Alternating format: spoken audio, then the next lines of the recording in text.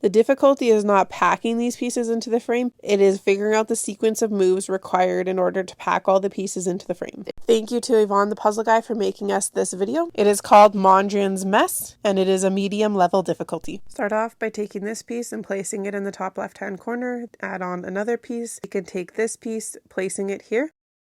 Grab this piece and we'll place it in the top of the puzzle. Then we need to shift these pieces around now in order to add on the next piece. This piece can go over there, keeping these two pieces to the left side of the frame. Slide that piece up, shift that piece over, move that piece down, slide that piece over, slide that piece up and into the corner, move that piece to the middle. Now we can add on the fifth piece.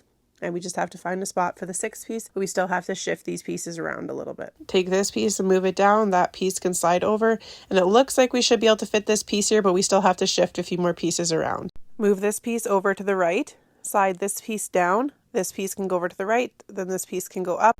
Shift these two pieces over to the left, slide this piece down, and pack this piece onto the frame.